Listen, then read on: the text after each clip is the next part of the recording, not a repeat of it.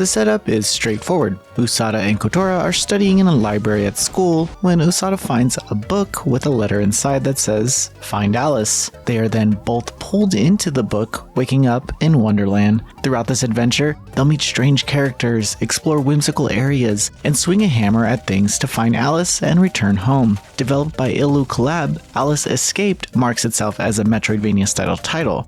While the subject of Alice in Wonderland has been used plenty of times in other media, Alice Escaped still manages to set itself apart.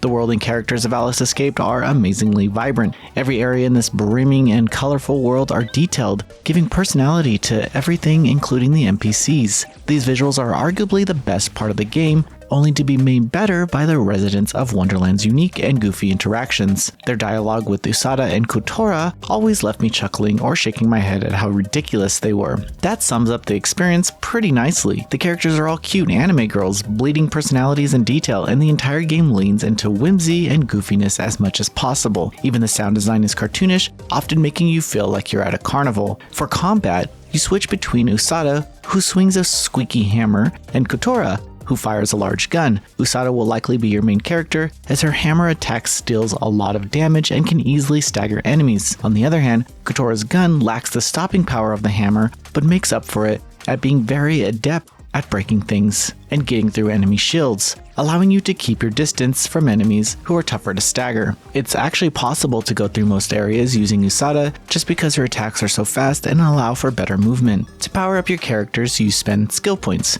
There are 3 types of points, each used for various skills on a tree. Blue points are the easiest to acquire, and you gain them by battling enemies, finding them in the field, and even collecting crystal pieces as you explore. With those being the easiest to get, you can use them mainly in the beginning of the game. Green points are found during the mid-game, and are typically used to unlock upgrades to the skills and abilities you've already unlocked. Lastly, red points are only found during the endgame and unlock the best upgrades. These are fewer to come by, so spend them wisely. The skills you unlock vary, from granting an extra dash in the air to allowing your reserved character to heal over time or increase the power of your weapons.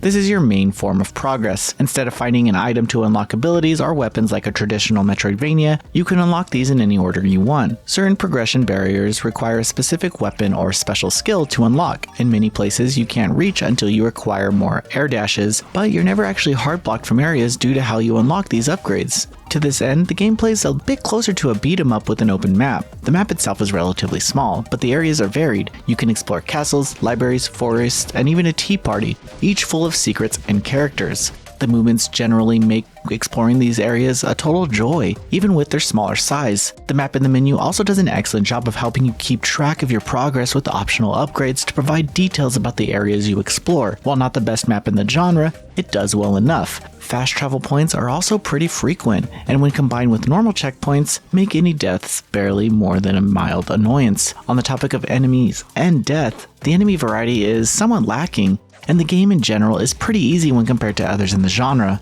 A few death traps exist throughout the areas, such as spikes or garden bottomless pits, and these ended up causing me more resets than the enemies did. Still, these deaths are quick, you lose nothing, and with the frequency and smart placement of checkpoints, they ensure that any area traversal or difficult combat situation will be quickly learned and dealt with. Enemy variety might be the most disappointing thing about this game. You only see about 10 different enemy models throughout the entire campaign, and lots of recolors of previously seen enemies. The only real difference between any enemy is whether or not they have a shield gauge or if they use ranged attacks. You can generally handle most enemies with Usada until enemies stop staggering or have large shields to deal with. The only saving grace is that the combat is enjoyable with clean movement. Bosses follow a particular formula. They all have shields and will receive minimal damage until they are broken. After their shield is down, they will be stunned, letting you smash them until their shield recovers. Early on, I found that you can often drop a boss to 0 before they get the chance to recover, but later bosses will lock you into phases to complete. As a result, they aren't too much to deal with until near the endgame, when they become more complex and actually more enjoyable. Speaking of the endgame for a moment,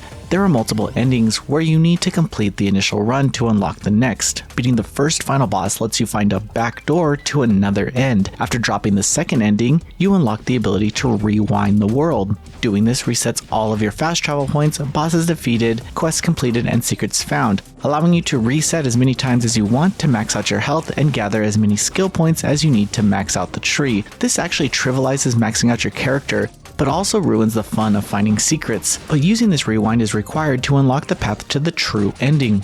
Alice Escape provides a colorful and concise adventure for Metroidvania fans. Although the enemy variety is lacking, the combat and abilities make progression exciting through its intuitive skill tree and charming environments. The plot is covered in silliness with a few dark themes sprinkled in, but it all meshes well with the fan service focused character designs. Although you may prefer a higher challenge, this makes for a great weekend game. Noisy Pixel is giving Alice Escaped an 8 out of 10. Thanks for watching. Please read the full review at noisypixel.net. Noisy Pixel is run by a group of gamers who work hard to deliver news, reviews, previews, and more. Please subscribe to keep up with all our future content.